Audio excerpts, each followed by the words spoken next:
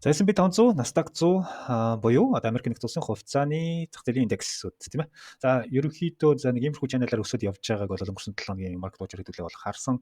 За ухаан 7 хоногийн өнгөрсөн 5 дахь хаалтууд бол энэ чаналынхаа доотлын бүсүүдээр бол ханш маань одоо унаад буцаж ирээд спорт аваад явж байгаа бол харагцсан. За жижиг цаг руу хэдүүлээ ороод харъя. За тухайн нэгд өдөр бол за хагас өдөр бол нэг юмшгүй. За энийг дээшээгээ сэтлээд буцаад энэ all time high руугаа тэмүүлэх эргээд хэрвээ энийг дээшээгээ сэтлээд гарах юм бол буцаж энэ бүс рүүгээ ирж pullback хийгээд ингээд цаашаага volume нэмэгдээд явах юм бол одоо нэг earning season болж байгаатай холбогдлолтойгоор цаашаага үргэлжлүүлээд all time high хийгээд явахыг үгүйсэхгүй гэдэг талаар бол ярьж ирсэн. За мэдээж нөгөө талдаа хоёр талын онцгийг заавал баримталж авдаг. Нөгөө талын харах онцэг юу байсан бэ гэхээр хэрвээ энэ channel-ыг доошоо бас сэтлээд ороод ирэх юм бол магадгүй уналтын трендийн эхлэл. За тэгээд хэдийгээр тийм боловч энэ одоо channel-ыг доошоо сэтэлсэн ч гэсэн буцаад доороосоо нэг иймэрхүү өсөлтөөр заавал энэ налуунд одоо тийм захирагдахгүйгээр нэг иймэрхүү өсөлтүүд бас гараад ирдэг шүү гэдэг талаар бол тайлбарлаад өнгөрсөн байх нэ. За ямар ч хэлсэн 500 маань бол нэгд өдрөө дээшээгээ тамгалж исэн бүс рүү очоод буцаж ирж pullback хийгээд за тэгээд all time high ханшиг сэтлээд дахиад шинэ all time high тогтоосон. За би өөрөө илүү 100 дээр илүү ярилж байдаг учраас 100 дээр илүү тайлбарлаад явчих сонирхолтой байгаа даа. За яа очихгүй наа. За тий. За энэ тийм ээ. Яг л адилхан channel тий. За 500 100-гийн хувьд бол арай нэг хурц хөдөлгөөнтэй учраас энэ жижиг зүг рүү орох юм бол яваад байгаа.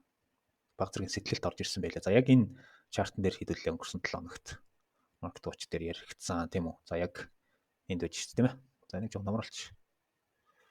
За яг энэ бүс нэгтгэж өмнө вебинар хийж байгаа. За магадгүй энэчнээс унж орж ирэх хүмүүс бид шортоо харна. Энэ бүсээ доошоо сэтлэх нь уналтын тренд эхлэх нүггүй юу гэдгийг харъя. За хэрвээ энийг дээшээгээ сэтлээд явчих юм бол буцаж ирээд pullback-наас нь энэ дээшээгээ all time high ханш хүртлэгээ өсөлтийг харж болж байна гэсэн талаар яригдчихсэн байгаа. За 500 дээр шиг бас нэг төлөв бас харъя тий. За яг энэ үед гэсэн үг л дээ.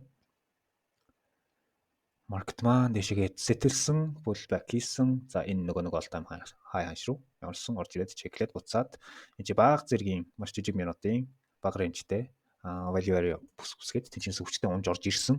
За унж орж ирээд эргээд энэ бүсээс нь бас баян орлогууд хийх боломжтой байсан боловч үндсэндээ энэ бүс рүү бас сэтэлж орж ирчээд дараа нь эргэж энэ бүсээсээ price action гаргаад энэ чинээс нь volume ордерууд нь волюмууд нэмэгдээд дээшээгээ өсөд гарч 100-ийн хувьд арай өөр. За энийг ингээд татаад үзэх юм бол баг энэнийхээ point of control буюу дийлэнхтэй арилжаалагч гэсэн одоо хамгийн өндөр волюмтай арилжаалагч гэсэн бүс буюу энэ бүс байгаа. Энэ рүүгээ илүү хүчтэй орж ирж шалгачаад ингээд дээшээгээ волюм орж ирсэн байлээ. За апдейтийн хувьд өнгөрсөн 7 хоногийн тамгуудын хувьд бол юм байна те. За өнгөрсөн 7 хоногт энэ бүсээс хинчнээс хэрвээ арилжааг лонгийг барьж авсан бол оролцоодыг хийж авсан маш гоё ятайхан ашигтай бүссүүд байжээ. Өнгөрсөн 4 дахь хувьд юм байна шүү дээ. За тэгээд 5 дахь өдрийн хувьд бол инфляцийн төвшингийн мэдээ гарах үед бол гаптай дэшегээ болоод за тэнцэнэ нэх хөдөлгөөн үсэг тэгээ хаагдсан. За энэ 7 хоногийн хувьд бид нар юу анзаарах юм бэ? За хэдүүл энэ волюм одоо харъя. 500 дээр бас маш хүчтэй харагдчихсан. За 100 дээр эхлээд ирчээ. За энэ уналтуудыг бас тухайн үед 2 дахь маш өдрүүдээр бид нар скул дээр бас яригдчихл байсан. Юу болж таарах. За энэ дээшээгээ сэтэлтийг одоо ингээ анзаарах юм бол эн чинь маш их волюмор тий. Volume бол нэлээд нэмэгдээд ингээд таа зүсгээд ороод ирчих гэсэн. За хэрвээ бид нар энэ хэдийгээр дээшээ all time high хийгээд гарцсан ч гэсэн энэ ханш руу pullback хийж орж ирэх магадлалтай. За эх 7 хоногийн анхны төлөвлөгөө юу вэ гэхээр магадгүй энэ орж ирэх юм бол энэ хуучин тааз байсан бүс чинь эргээд support болоод дэмжлэгийн бүс болж хүрээд эргээд энэ чинээс buy орлогууд орж болох үеийн төлөв гарч ийн. Хэрвээ унж орж ирэх юм бол шүү дээ тий. За илүү жижиг жоохон зөмлөд орох юм бол энэ чи одоо энэ бүсийг сэтлээд гарч байгаа price action-ууд нэг иймэрхүү орж ирж байгаа шиг. За бүр энийгээ нэг 100-ийн хувьд арай нэг жоохон одоо гэдгийг хурц хөдөлгөөнтэй учраас магадгүй энэ бүс рүү сэтэлчээд нэг ийм ярилчаа. Ийм хөдөлгөөн гарч ирэхийг үгүйсэхгүй шүү. If only буюу унаж орж ирэх юм бол нэг иймэрхүү төлөвлөгөө харъя. Баг зэргийн уналтаас дээшээ өсөх болов гэж би таамаглаад байгаа. За яагаад вэ гэхээр мэдээж энэ 7 хоногт чинь юу байгаа шүү дээ. Earning season-гийн маш том Magnesium Fund-ийн 4 компани байж байгаа. За өнгөрсөн 7 хоногт энд нэг юг хадгалаад авчихсан байгаа те. 4 компани санхүүгийн тайлбар гарч байгаа. Microsoft, Meta буюу Google, Amazon, Apple те нөгөө том 7-гийн 4-ийн 4 нь өнгөрсөн 7 хоногт бол Tesla гарсан шүү дээ. Tesla, Netflix хоёр бол гарсан. За ингээд 4 нь бол ингээд 2 дахь болон 3 дахь өдрүүдээр орж ирэх нэ. Энийг бас анзаарах хэрэгтэй.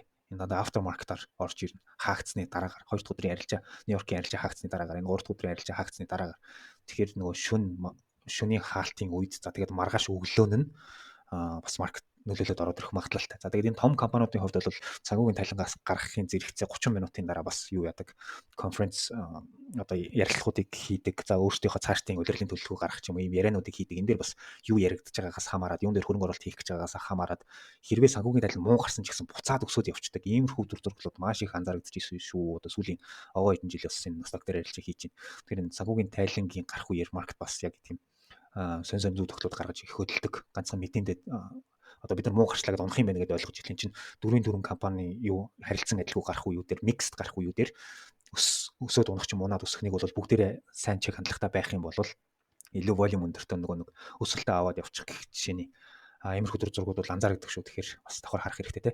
За ер нь техник шинжилгээний хувьд төлөвлөгөөнүүд эхлээд унж орж ирснийхэн дараагаар бай харъя. За энэний шорт захиалгуудыг бол төлөвлөгөөнүүдийг бол одоохондоо гаргахад тун төвөгтэй байна. Энэ орой дээрээс хаанаас орой авч унах вэ гэдгийг бид нарт хаамаглахгүй риск энтринүүдээс ерөөхдөө нэлээд одоо цухтааж холоор өнгөрөх хэрэгтэй гэсэн. Риск энтри бол риск энтри шүү дээ, тэ. Бид нэр илүү тайван бидний арилждаг одоо бүтэц сетапууд бүрдсэний дараагаар шорт арилжаанууд илүү эргэлхийлнэ гэхээс яг энэ all time high ханшин дээр бол одоо орой үзүүрийг барих гэж оролдохгүй гэсэн үг шүү. За тэгээ магадгүй эн чи ямар бүтэц үүсэх нь харцгаая шууд бас өсөлттэй шууд ингээд үргэлжлээд яваад үгүйсэхгүй. За уналтын хэрвээ шортын арилжааг хэрэг төлөвлөе гэж бодох юм бол энэ нь өөрөө хүчтэй буцаж энэ бүс рүү унаж орж ирээд ахаад энэ тааз руугаа за хүчтэй унаж орж ирээд ахаад энд спорт болох бүсийг чинь сэтэлчээд ингээд бас унахыг үүсэхгүй тийм ээ гэдгийг анзаарах хэрэгтэй. За 500-ийн хувьд арай зөвхөн юмшдаг 500-г бас нэг давхар харч идэв. За тийм нэг арай нэг 500-ийн хувьд бол нөгөө нэг яригадаад байгаа өндөр волюмтай бүс чинь нэг жоохон доогор тийм яг энэ чи ханшийн price action сэтэллээ жижиг pullback ингээд үргэлжлүүлээд өсөд явж байгаатай адилхнаар энэ маань өөрөө ингэж орж ирчээд Nasdaq-ийн хувьд бол өнгөрсөн 7 хоногт нэг point of control руугаа илүү хатгаж орж ирсэнтэй адилхнаар доошоогоо бас тухайн яг за энэчнээс л эсэргүүцэл өгөндөө гэж бодож исэн бүсээс чинь сайн анзаарч иж хүлээцтэй хандж иж ярилцаа хийхгүй бол магадгүй ийшээгээ сэтэлчээд за одоо шорт явах юм байна гэдээ эргээд шортын орлогууд ир чинь магадгүй энэчнээс жижиг юунууд аваад одоо яг энэ дүр зурглыг яриад байгаа юм л та. Энд чи үссэн. Энэчнээсээ буцаад эргээд дээшээгээ сэтэлээ pullback index гэсэн юутай байсан чинь одоо төлөвлөгөө гаргасан чинь энийг чинь сэтэлчээд буцаж дээшээ сэтэлхтэй дараагийн хөдөлгөөний ингэж гардаг шүү. Нэг ийм зүй тогтлын чинь нэгс орж ирэх үе. Энтэй одоо ингэж яриад шүү дээ. Энийг яг энэтэй адилхан жижиг рүүсээ хэлбэр нь энэ чи байгаа юм л. Нэг ийм дүр зургал орж ирэх үү гэж бол бас хүлээцтэй байгаад байна. За тэгээд дээж бас эх 7 хоногт ямар хөдөлгөөнүүд гарах вэ харъя тэ харцгаая. Газрын за ойлыг бол нэх олон хүн арилжаалдаг учраас тэр болгон вебинар дээр оруулахыг гэж боддоггүй байсан чинь энийг бол энэ 7 хоногт оруулж ирэхээс өөр аргагүй болсон. За өнгөрсөн 7 хоногт газрын засгийн хувьд юу болсон бэ гэхээр хэдүүлээ. Энд нэг хадгалагдсан мэдээлэлээс хараад тэ газрын засны нэргэн тариндаа өгч. За ерөнхийдөө нөгөө юу яасан? Америк нэгдсэн улс маань өөрөө Оросын хоёр томоохон нефтийн компанид бол хориг тавьсан. За энээс үүдэлтэй Оросоос одоо худалдааны авдаг энэ нэтгийг хятад гих мэтчлэн улсууд эргээд худалдаан авалтынхаа юг те үнэлгээг дахиж хийх эргэж бодох юм нөхцөл байдлууд үүссэн. За энэтэй зэрэгцүүлээд яг ийм хориг тавьснаас хамаарат ойл маань газрын засаг маань өнгөрсөн 7 хоногт нэлийн хүчтэй өсөд гараад ирснийг бол түрүүн график дээр бол харсан шүү дээ. За OPEC-ийн зүгээс бол энэ одоо хоригтой холбогдлолтойгоор дэлхийн одоо энэ зах зээлийн ханшийг докторжуулахын тулд шаардлагатай тохиолдол гарах юм бол одоо олборлолтоо нэмэгдүүлэхэд бэлэн байгаагаа бол илэрхийлсэн. За миний хувьд бол ойлыг бас тэгж галзуу өсөөд явна гэж бол ерөөсөө харахгүй байгаа. За саяны юун дээр жишээлх юм бол энэ чинь хэзээ нь гаргасан юм бол тоо. За яг энэ бүсээс эргээд энэ өмнө нь одоо арилжаалагдчихсэн value area-ны за энэ унчаад буцаж ирж шалгаж байгаа энэ price action-аас хараад эндээ хараахан хүрээгүй байсан учраас магадгүй яг энэ бүсээс эргээд одоо эсэргүүцэл аваад доошоогоо баг зэргийн уналт орж ирэх энэ хоёр бүсийн хооронд илүү арилжаанууд орж ирэх болов гэсэн таамаг бол байгаа. За мэдээж энийг дэшегээ слайд ороод ирэх юм бол магадгүй дараагийн түвшин 64 гэх иймэрхүү түвшин рүү өсөд явахыг бол үүсэхгүй. За яг энэ таамгийг гаргасны дараагаар яг энэ бүс рүү бас хатгачаад буцаад энэ чинээс эсэргүүцэл авсан. Тэгэхээр одоо энэ ойл цаашаа үргэлжлээд өсөх унах уу гэдгийг эн чи ямар бүтэц үүсэх нь вэ гэдгийг бид нар маш сайн анзаарах хэрэгтэй. Зөвхөн одоо Оросын нефтийн компаниудад хориг тавьснараа одоо газрын тосны үнийн одоо энэ бүтээгдэхүүн өсөд явна гэж бол би хувьдаа харахгүй байна. Гэхдээ химитүүдээ би одоо мэрэгжлийн ямар одоо суурь мэдээний аналитик биш. Ямар ч хэлсэн энэ бүсүүдийг анхааралтай хараад авъя. Уналтаас эргэж өсөх үү, эргээд энэ чинээс унах уу гэдэг асуудлууд гарч ирж байна. За арай жижиг цаг руу орж ирээд хэрвээ энэ чинээс шортын орлогуудыг хийх юм бол юу хийж болох вэ харъя. За энэ өмнө бид нар энэ бас нөгөө шортын орлогоодын юм байх шиг байна. За энэ хэрвээ 15 минут. Ойл дээр бас тэгж амар супер их арилжаа хийдэг болохоор ямар хуу зан характертай ямар хуу бүтц зүсгээд явдгийг бас сайн мэдэхгүй байгаа. Ер нь өдрийн арилжаа гэхээс илүүтэйгээр mid swing төрлийн арилжаач хийх юм бол нэг хөдөлгөөний бариад авах юм бол бас нэлээд боломжийн харагдаад байгаа. Анзаарагдсан. За тэгэхээр энд нэг юм шал үсгээд явж байна. Энд мэдээж волюмынхаа таазан энэ аваар байх шиг байна. Энд жижигхэн үсч байгаа уналтанд дунд үсч байгаа лээж байгаа тань тэ. За хэрвээ энийг доошоогоо сэтлээд магадгүй pullback-наас short. За энэ pullback нь чинээс биш юм гэвэл ахаад энэ таз руу орж ирээд эн чи өсөлтийн одоо тэ accumulation хийж гинүү distribution хийгдэх нүг гэдгийг л бид нэр ирээдүйд харах гэдэг гэсэн үг. Яг одоогийн энэ үүссэн байгаа жижигхэн бүтцээр нь хамаатуулаад үзэх юм бол энэ хоёрын аль нэг шиг тийшээ задраан дээр нь л дараагийн хөдөлгөөнийг барих гэж оролдохоор харагдаж байна. Одоо үндсэндээ яг энэ дээр болж исэн шиг тэ.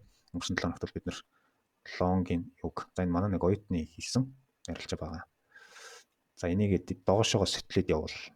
Доошоогоо за энэ чинь шалнаас бол сетапн дээр ус бол арилжаа гэсэн энийг дэшиг сэтлээд гараад ирэх юм бол pullback-наас нэг төлөвлөгөө бол энэ чинь явж байгаа тий. За магадгүй энэ хавар энэ сэтэлчээд буцаж орж ирсэн. За нөгөө л миний түрүүний яриадсан энэ бүсүүдийг сэтлээд буцаад pullback-н дээр орлого хийж идэл ингээд үргэлжлүүлээд унаа явдаг. Ийм тохиолдлууд гардаг. Буцаад энэ бүс рүү унаад ордог шүү гэж яриад байгаа чинь ерөөсөө энэ. Тэгэхээр энэ бүсээ эргээд сайн анзаарах юм бол ирээдүйд энэ дэшегээ хэрвээ явахаар байх юм бол энэ бүс дээр чинь нэлээд сайхан мэдээлэл өгöd ингээд явчихдаг. Ийм зүй тогтлууд гарах уу гэдэг үсвэл сэтлүүл дэшегээ доошоо сэтлүүл гэдэг юм хоёр талын төлөвлөгөө ойл дээр бас гаргаж болохоор байна л гэж ярих гадах тий. За тэгээ ойлыг ер нь дараагийнхаа вебинардууд дээр бас оруулаад явна. Илүү intraday гэхээсээ илүүтэйгээр swing mid swing төрлийн тий. Нэг тест авцгийн хооронд нэг хөдөлгөөнийг бариад авахд маш боломжийн атайхан хөдөлдөг. Ер нь энэ зураглуудыг хараад тахад бол нэг тиймэрхүү харагдаад байгаа. За тэгээ хэд том цагийн юу шинжилгээг энэ дээр нэг ярихгүй өнгөрөөлөө шүү. За тэгээд ойлыг ирээдүйд бас апдейтлаад явъя. За биткойны хувьд бол өнгөрсөн 7 хоногийн market watch дээр яригдчихсэн төлөвлөгөөнүүд бол хэвээрээ үлдлээ. Тамгууд бол хэвээрээ гэсэн үг. За ягаад гэвэл нэг тийм сүртэй impulsive хөдөлгөөнийг тийшээгээ хүчтэй хөдөлгөөн бол гарсангүй. За гэхдээ бага цаг дээр юу яригдчихсэн бэ гэхээр өнгөрсөн 7 хоногт хэдүүл юу ярьж өнгөрснийг харцгаая. За яг энэ уналтын дагуу channel үүсгээд унж орж ирсэн хэрвээ энэ дэшегээ ямар нэгэн байдлаар доо вебдэгдээд энэ тренд лайныг сэтлээд ямар нэгэн сетап бүрдэх юм бол энэний дэшегээ орох одоо төлөвлөгөөнүүд гарч болж байна. Хэрвээ дэшегээ явах потенциалыг харах юм бол за энэ бүс хүртэлээ явах магадaltaй нь паттерныхаа гүйцэтгэл хүртэлээ гэсэн нэг иймэрхүү хамгуудыг бол өнгөрсөн 7 хоногт ярьжсэн байх нь. За энэ төлөвлөгөө маань яаж бичнэ гэдэг нь харъя. За ерөнхийдөө бол нөгөө паттерны чинь дэшегээ сэтлэхийн хувьд бол сэтэлсэн дэшегээ сэтлээд pullback-наас гэсэн. За яг миний мэдээж зургийн дагуу явна гэж явах үндсэн логикийн хувьд бол паттерныг дэшегээ gap-таас сэтлээд энэ чинээсээ баг зэргийн унж орж ирээд энэ доотлынхоо OB-нээс те илүү гоё оролтуудыг хийгдэх болов гэж харж ирсэн чинь шууд дэшегээ gap-тай одоо нэгдсэний дараагаар тренд лайнаа дэшегээ сэтлээд буцаж ирж pullback хөдөлгөөнүүд нь энэ gap руугаа энэ нэгдсэн gap руугаа илүү орж ирээд наагуур нь дээгүүр нь gap-наас ингээд дэшегээ хөдөлгөөн бас гарсан. За энэ хөдөлгөөн нь өөрөө энэ дэшегээ өсөх магадaltaй хөдөлгөөнөө энэ чинээсээ шууд эхнийхээ pullback-н дээрээс хийсэн. Ахаад энэ gap-наас хөдөлгөөн дэшегээ эсэргүүцэл аваад ингээд дэшегээ хөдөлсөн. Иймэрхүү дүр зурагтай 7 хоног болж өнгөрсөн 7 хоногд бол. За тэгэл одоо ингээд юугаа шинжилчээ. Ямар ч хэлсэн том зураглалын хувьд бол энэ бүсийг дэшегээ сэтэлж чадахгүй бол за дэшегээ long-ийн арилжаануудыг түр харзнах ийм дүр зураглал хэвээрээ үлдэж байна. За энэ чи үсэт байгаа. За энэ volume тий. За хэдүүлээ яавал ядгийн. Энэ залхийг ингэчээл та.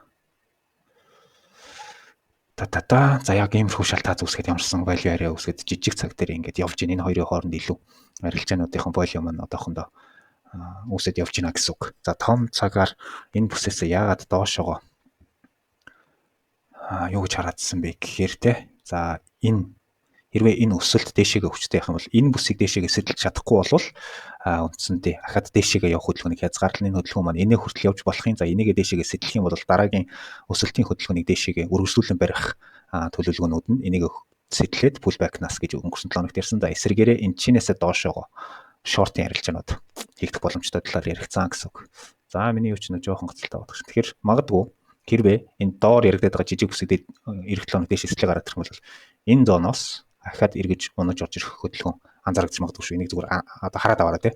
Анзаараад аваарай гэж хүсгээрэн. Тэрнээс шууд энд ирэхээр нь одоо юу гэдгийг тий.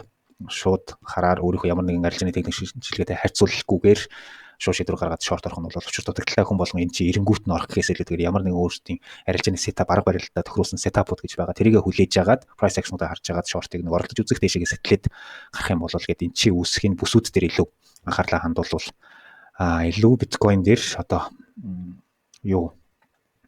арай нэг магадлал өндөртэй шийдвэрүүд гарч ирэх болов гэсэн иймэрхүү тагнууд дэвшилж байна гэсэн үг. За тэгээд одоо энэ ойлын юу гэж. За тэгээд мэдээж энэ 7 хоногийнхоо маркет watch-ыг ингээд дуусгая. Бид бол 7 хоног болгон 2 дахь 4 дахь өдрүүдээр яг School-ийнхаа энэ шинээр үүсгэсэн School платформ дээр Nomad Research Club маань одоо арилжаачтайгаа ажиллаж байгаа.